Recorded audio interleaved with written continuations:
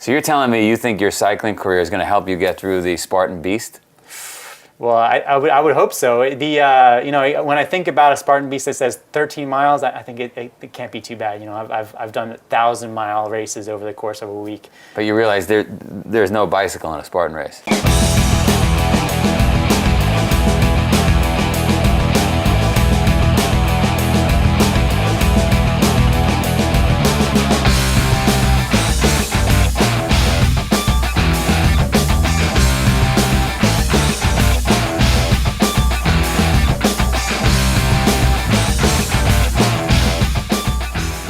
All right, Tyler Wren.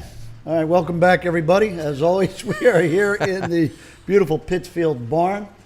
And as I've got to my left, I've got Sephra, I've got Johnny, and I've got Joe. And we're going to talk about Tyler Wren, world-class cyclist. A lot of discussion out there about cyclists, doping, or how do they get to the top, their training techniques and everything else. And I think Tyler's got a kind of an interesting perspective on all this. So I think, go ahead. not that I want to give it away, but it was clearly just a lighter bike. That's it. It wasn't a city bike. Lighter bike. Let's just go to the wrap then. We don't need to talk. We are here for Spartan Up podcast at the Amy Farm in Pittsfield, Vermont with Tyler Wren, right over here. You were a professional cyclist for how many years? 13 years. 13 years. And how old are you? 33. 33. So from 20? When did you become professional? That's right. I started in college. Actually, my junior year was my first pro contract, and by my senior year, I was juggling it pretty hard between schoolwork and writing my thesis on the road, that kind of thing. Did you see the movie Breaking Away or something when you were younger? And how'd you end up becoming a professional cyclist? I have seen that movie Breaking Away. That wasn't why I became a professional cyclist. It's a great movie. I think just from an early age, I always knew that following your passions and doing something that you're passionate about is important. My mom was a professional ballerina, so that was kind of instilled for me from the beginning. She was also an entrepreneur. So I knew that I got into cycling. I came out guns blazing when I got to college. I knew immediately I fell in love with that sport, and that's what I wanted to do. Where'd you grow up? I grew up in Philadelphia. What'd your dad do? He was an attorney. Ah. Yeah. So hardworking, right? I mean, obviously attorneys are hardworking, but That's ballerina right. is like no joke. I mean, It's no joke. And, you if you go to the ballet and you see those athletes up there, it looks effortless, but it's not. It's a lot of hard work. My mom, she told me stories about going to sleep in a full split with her head on the pillow, and talk about dedication. I mean, that was a 24-hour a day job to be a professional athlete like that. So he's an attorney. She's a ballerina. They bought you a bicycle for Christmas. How did it happen? That's right. Well, I was a runner originally, and running was giving me injuries. My knee, my ankle, my shins. So I got a bike, and pretty much immediately I started to go further than I could on runs, and I fell in love immediately. I got into the collegiate circuit, and pretty soon after that, I had my first pro contract. Was it? And this will go into where I'm going deeper on. The whole podcast concept is what drives success. Doesn't matter, ballerina, business person, lawyer. And so my question is, did you have to win a few races before you were like, oh, this is good? Or, you know what I mean? Does success drive success? Or? Well, I think for me, I think success is very personal. I've thought a lot about what it is that makes me happy, and what kind of work I want to do, and what kind of accomplishments I want to achieve in my life.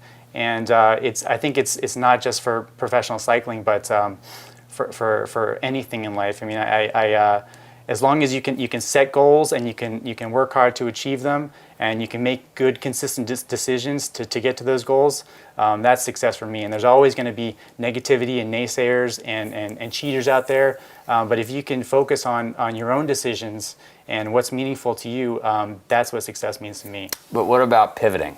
like you're 2 years into this quest. You're going to be just like your mom, as successful as your mom was with being a ballerina. You're going to be with cycling, and you're not winning any races 2 years in. Like when do you know to turn around? That's a big question I have. Because perseverance will maybe get you to a place that you weren't planning on getting to, right? It could be 10 years straight of cycling, and you're not Lance Armstrong. Thankfully. Yeah, that's a good point, and I thought a lot about that, because a few years down the line in my pro cycling career, I got to the point where I was on the bubble, and getting to the Tour de France, that's the pinnacle of the sport, and that's where everyone wants to go. And I was I was so close to getting there. I was making calls, and these teams were returning my calls, but I wasn't quite getting the contract I needed to get over to Europe full time and to race in the Tour de France. And I actually thought about quitting quite a bit. And I was applying to business schools. I was ready to leave the sport behind, and then all of a sudden, I kind of refocused my frame of reference. I was getting very bitter about everything that was going on in the sport. There was doping. The winner of the Tour de France, Floyd Landis, tested positive in 2006. You were at your peak. I was at my peak when all this was happening, and I raced clean throughout my career, and I started. But every cyclist says that. Every cyclist says that. Yeah. Right? Well, but you start to see everything that's coming out, and if you are a clean rider, you get pretty bitter about all these stories that are coming out. At least I did. So you're not necessarily winning. You're not at Tour de France level. Why didn't you just quit? Well, I thought about quitting. I was applying to business school. I had one foot out the door with cycling, and I was ready to go. And I kind of reframed my perspective, and I realized this was my one opportunity to pursue my dream of professional cycling. And once I left that behind, I wasn't going to have that opportunity again. So you had to go for it. So I went for it, and I learned to define my success differently. I didn't define my success on whether I got to the Tour de France or not, whether I was keeping up with the Joneses. It was more about what the decisions that I was making and the preparations I was putting into my training. And those are the best years of my career after that point. I started. So you're saying at that moment you realized it was the journey to wherever you're going, not necessarily where you were going. And it was also I wasn't spending any more energy thinking about what everyone else was doing. I was spending all my energy thinking about how to make myself a faster bike rider. Right. And with professional cycling, with any professional athlete, there's no limit to the amount of work you can put into making yourself a better athlete. It's a 24-hour day job. How many times did EPO and some of the drugs pop into your head? Actually, one of my best performances, my kind of crowning achievement was this race in Chile that I finished second on the stage. It was this crazy mountaintop finish, and the guy who won the stage passed me, breathing through his nose, and I kind of knew in my heart that it wasn't normal. And a couple weeks later, he tested positive, I inherited the win. But to me, even before that happened, standing up there on the podium in second place and knowing all of the teamwork and the commitment and the training that went into that day, it was like an absolutely perfect day for me. And even that though I got second place, it was still one of my biggest achievements. And then it was further confirmation after that. And so, did you say to yourself at that moment, "I'll never take the shortcut"? No, it was never like taking EPO was never a temptation. I mean, to me, following the rules is pretty unremarkable. It's like paying your taxes. That's how I thought of it. I wasn't in these situations where I was being pressured to do it like some of these other stories of the guys on the bigger teams. So it was never an option. Yeah, most people take the cookie. Right. Right? When the cookie is put in front of them, and in cycling, I would think cookies are pretty prevalent. Right. And we found out that they were, but honestly, like once I stopped thinking about what's happening with everyone else and the decisions everyone else are making, I started focusing on my own decisions. That's when the real success came for me on the bike, and the real happiness came too. So that's interesting, right? Your crowning achievement in your cycling career was second place, which ultimately led to first place because the guy was cheating. But most people we interview they want first at any cost.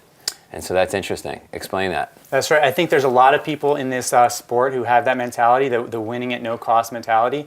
But for me, I think the success, kind of the mark that I put on the wall for myself, is this journey of self-exploration and seeing how far I can push myself in training every day and at the races.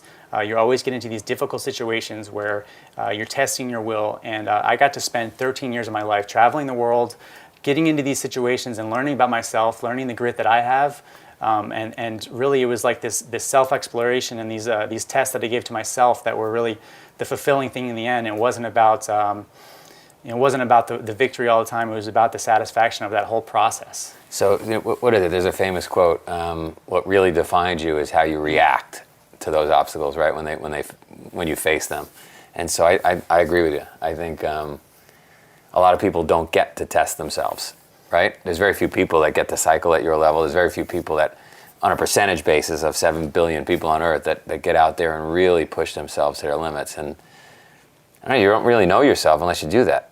Do you? Right. No, I think you're right, and I don't think you have to be at the pinnacle of the sport to test yourself. You just have to find. You have to be you have to hit your limits. Exactly, Whatever your they are, limits, mental yeah. and physical limits. Yeah, right? I mean, I can get to those limits in November when I'm the most out of shape at the end of the season. I can get those limits in July when I'm at the peak of my physical form.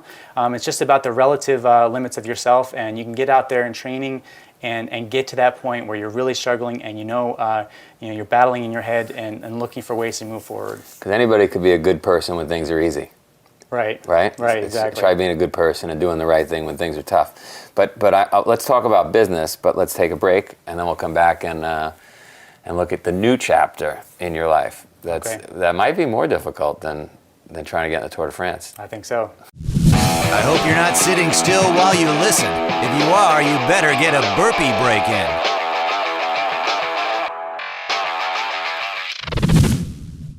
All right, so we're back. We're going to talk about this new business you started. Is the new business called the Farm to Fork? Oh, it's Renegade Sports. That's right. And it's you have this vision of putting on these awesome bike races around the globe. That's right. So, one of my professors in college told me once, he said, he called this thing the shower test. He said, when you wake up in the morning, you're in the shower, what is it that you're thinking about? What's spinning your wheels? What are you motivated to do? And for the last 13 years, it's been making myself a faster bike rider and training. And now it's changing. Over the last 2 years, it's been changing for me. Now I'm really thinking about organizing innovative, unique boutique events, and that's what I'm putting all my energy into with Renegade Sports. In the sport that you know best, which is cycling. You're not going to branch out into other sports, are you? Not at the moment. Yeah, I'm focusing on cycling. I have this great opportunity here with all the contacts I have in the industry and my reputation. I'm trying to do something different, and in the same way, I'm trying to define my success in my own terms. I have a mission statement for this business. I'm trying to whip up the perfect combinations of health, community, social good, and fun into these unique cycling events. Yeah, and I have guiding principles that I printed out. I put it up in my office wall, and I look to those whenever I'm making decisions about the events, about my business. Does it fit the principles? Does this decision I'm making fit those principles? Exactly. I like that. We're big believers in beliefs and values, and so your beliefs are your arrows, and your values are the targets. And so somebody might have this value and say, you know what, I value being healthy, but they believe it's okay to have a cigarette every day. Right. You're never going to hit the target. Right. And so that's what you're doing, basically. You're making sure you align and you hit your target. Exactly. Right? And it makes it hard to forget those principles when I write them down and I look at them every day. In the shower, too? Not in the shower. So, and you're recently married. That's right. And starting a business is probably harder, I think, I don't know if you agree with this, than doing what you did in cycling. And so is it putting pressure on the relationship? It's tough, yeah. My wife, we actually got married in Pittsfield, which is how I know you guys. Right here. That's right. Yeah. And my wife, she's supporting me as I get this thing off the ground, which is really great of her. But it is stressful, because just like cycling, this is a 24-hour-a-day job, and there's no limit to the amount of work that I can put into making my business better. So it's hard for me. I kind of have this myopic focus sometimes, just like I did with cycling.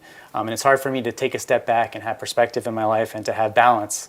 But it's good. When you have balance, everything comes better. Are you able to shut it down? Because I can't. I try to. I'm sitting down with people and you're saying, all right, let me enjoy the moment. But my mind is racing on finishing those tasks or the business. Where are you? I'm the same way, and the funny thing is that I've kind of put away my working out. For the last 4 months as I've started this business, it's been hard for me to get out the door and get out for a bike ride, to get out for a run. It's like it's kind of ironic because I'm doing a business that I'm trying to rip people off the couch and get them active. Sure. But at the same time, I'm so focused on making this the best I can be that it's hard for me to have that balance. I think it's virtually impossible. I think sometimes I start to think that the only people I can truly communicate with on the same wavelength are entrepreneurs, because only an entrepreneur would get it. Yeah. Right? Your back's always against the wall. There's always a gun to your head. Yeah. And any partners, or you did it by yourself? No, I don't have any partners. It's my own business. My wife is my partner. She's my design team. She designed the T-shirt here. It's a beautiful T-shirt. It's awesome. This is the event that I'm putting on here in Pittsfield. Love it. And what's the date on that event? July 12th. July 12th, the Farm to Fork. So we're going to eat on the farm? That's right. Yeah. It's So the vision for this event is I was trying to think of the story to tell here in Pittsfield. I want my events to tell a story. And here in Vermont, the local agriculture is such an important aspect of the state. You look at the postcards here at the general store, and it's cows, red barns, beautiful pastures. Right. And you start looking into the statistics here in Vermont, and really the farms are under a lot of pressure, the local farms. Yeah. The dairy farms are in decline. The state's iconic postcard status is in trouble. So I'm trying to support the local farms with this event. We have 8 stations along the way at local farms. Love it. I was just going to suggest it. That's Yeah, awesome. that's good. Yeah. I'm one step ahead of you. Yeah. So we want to sample the bounty of these farms along the way and support their efforts to maintain the landscape. Because as cyclists, I'm taking it one step further than the farm to table thing, because it's healthy to eat these locally sourced meals, but it's also important for us to support these landowners who preserve the open space that we enjoy so much on our bikes. Yeah, so like I might stop along the way at mile 10 and get an eggplant, and then go another 10 miles and get a glass of milk. Or Yep. Well, we've got a maple syrup stop. We've got a stop at a winery. Oh, nice. So yeah, that's the idea. Have you ever had a maple milkshake? I have not, although I heard that We were doing they have those. around here. Yeah, we were doing those. Yeah. So that's awesome. So you're not able to shut it off. Your wife's supporting you. It's probably not profitable yet, I would assume, because it's too early on. That's right. And you nervous? I'm nervous. We just launched the website. I put about 2 months of hard work into organizing the whole event, getting the route styled, getting the partners on board. Have this big launch. We sent thousands of emails out. I get thousands of impressions on social media, and the first day it's just crickets. Crickets. Nobody signed up. Scary. Just crickets. It scared the hell out of me. Right. And then the second day, we got a few, and then the third day, a few more, and the ball started rolling. Oh, good. But it's scary. It's an uncertain outcome. You're putting a lot of time, a lot of energy, a lot of money into getting something off the ground, and you don't know where it's going to go. It's a certain stomach required to be an entrepreneur, right? Because you're right, you don't know the outcome. You don't know the finish line. And you're investing your entire life, everything you got into it. And I don't think, I'm sure you have some employees. I do. They're just contractors, no full-time employees yet. Yeah. But and I think one of the things that's funny is that my wife always tells me that as a cyclist, I have a skewed sense of risk. And I think that can be an asset as an entrepreneur sometimes. Yeah. Because, to be a successful cyclist, you have to plummet down a mountainside at 50 miles an hour and squeeze into holes that aren't there. So you kind of have this, skewed sense of risk. And I think sometimes you need to take a risk in business to be successful. I mean, all the time you have to. Yeah. So I think that's kind of an asset for me, although it's good to have her as a partner to reel me in when the risk is too big. And you got to be able to, I think you agree with this, you got to be able to make quick decisions. So you came up here, we met, and you were like, we're putting on a farm to fork fondo, and we don't have much time, let's do it. Absolutely, yeah. Right? You gave me the opportunity. It wasn't the right conditions. I wish I had a few more months, but I knew it was a good opportunity, so I went for it. We made it happen really quickly. Like you said, like cycling downhill full speed and making a quick right turn, because, I don't know, that moment of opportunity exists. Absolutely. There's a crash in front of you. You got to get out of the way. It happens all the time. Do you think all that cycling and now building this business has helped you create something we call obstacle immunity, where we all face obstacles, right? And some are better adapted at dealing with it than others. You think that's helped you? Oh, absolutely. I think every day you face obstacles. Every day there's something that comes up that was unexpected. And, I think when I have the perspective of, I spent 13 years of my life building towards something, and there was always huge mountains to climb, and you get intimidating. You get to the start of it, and you feel terrible. You don't think you can make it. And then 6 hours later, you're still going. You wake up on day 7 of a stage race and you're sore, you can hardly walk around, and you get on your bike and you keep going. And you start to realize, your frame of reference changes. You start to realize that you can accomplish these things, that these obstacles that come into your way are going to be surmountable. So give the millions of podcast listeners out there some advice that are trying to get motivated, get off the couch, maybe start a business, who knows, maybe cycle. Sure. Well, I think it can be intimidating when you think about doing a big training plan or getting out for a big ride or starting a business. But I always remember there's this quote, the journey of 1,000 miles starts with a single step. I don't know if anyone said that on this podcast before, but it's just getting out the door. That's the hardest part. It's the simplest part, but it's the hardest part.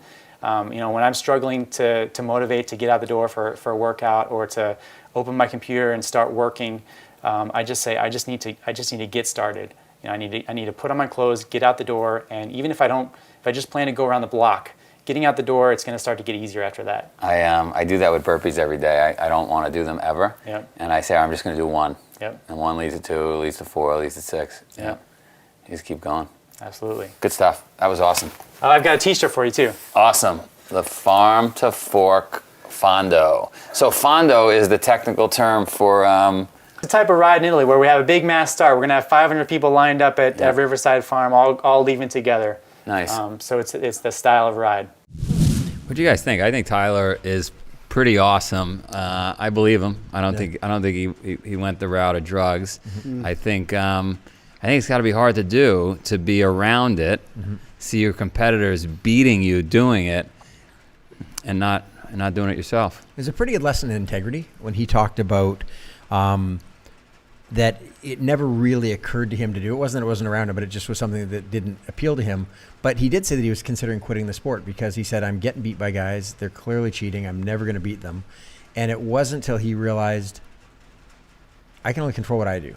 And if I can just let go of what they do and not let that impact me, I'm not going to win. He said his most proud moment was the race that he finished second in, that he later was given first because the other guy tested positive. He said even before he got the first, he said, I knew I'd ridden an incredible race and I finished second. That's great. It wasn't about being first anymore. And you asked him, he said, we talked to a lot of guys who number one is the only option. And he said, I would have gone crazy. I was in a sport where that wasn't going to happen unless I was cheating, right? Isn't that the biggest lesson? Like, not just from this podcast, but just some of the stuff we do every week here is just, you got to worry about you. Yeah. Right? Not worry, like What you can control and what your goal is, your individual goal, what you can control. and what you stand for. Your environment, Yeah. right, what your legacy is going to be. Yeah.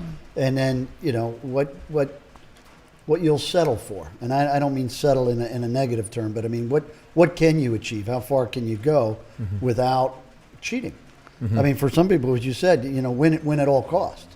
When you get to the international world-class level at anything, it's a lot of those people is win at all costs. Yeah. Whether it's drugs or, again, failed marriages or terrible lives or whatever, they're just going for one objective.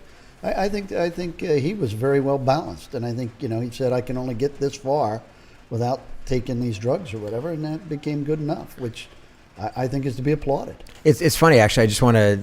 It's an observation that cycling is a sport that we just cannot talk about anymore without talking about cheating. Right. It's incredible, and now it's going to be the new thing with soccer. Like with as far as the scandals going on and whatnot, it must be frustrating. You think back to Tyler, for a guy who's dedicated his life to a sport that means so much to him.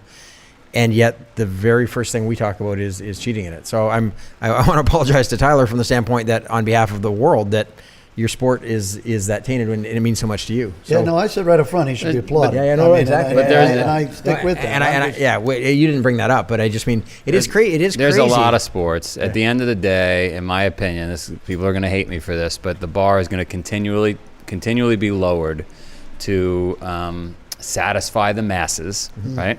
The masses are going to want to play that game, whether it's baseball, football. We see it everywhere. It's just in cycling we talk about it. So how do you mean the which bar is going to be lowered? The ethical bar or the ethical bar? So that will just make it easier and easier to be able to do it? I think so. Or it'll just be accepted. Do you Here remember, at Spartan, we raised the ethical bar. We raised the bar, but we're not drug testing 1 million athletes this year. There are people that cheat in burpees, right? I mean, do you guys remember the great? Sorry, I just have to. The great Saturday Night Live episode. It was the All Drug Olympics, where they decided that what they do, they have the Clean Olympics and the All Drug Olympics, and the guy was lifting like 2,000 pounds, just tore his arms off at the shoulders. Yeah. So you are right. That may be the path that we're ultimately on with sports in general. But I do want to get back to Tyler because which is why it's so wonderful when you see somebody that sticks by his guns and says, no, that's not the game I'm playing. Yeah, exactly. Right. And he realized that the game that was there for him to play. Yep. And he talked about when he was about to quit, and he said, no, I've got a chance to be a professional athlete and do it right. And the game that was there for him to play was cycle as hard as I can, train as hard as I can, be as good as I can, and be grateful for it. Yeah. And not worry what anyone else is doing. So that's huge. It's like Robin. It's Robin, right? It's like what she said. She said, find what you're good at, find what you're passionate about, and go. And and he found it. And that's such a tip your hat to someone when they find their passion. How tall was he? Talent.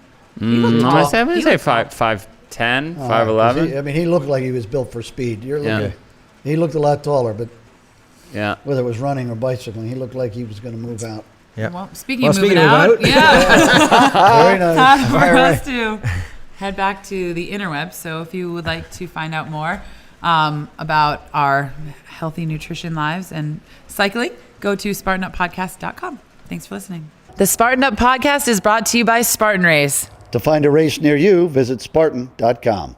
For show notes, video, and audio from this episode, please visit SpartanUpPodcast.com /043.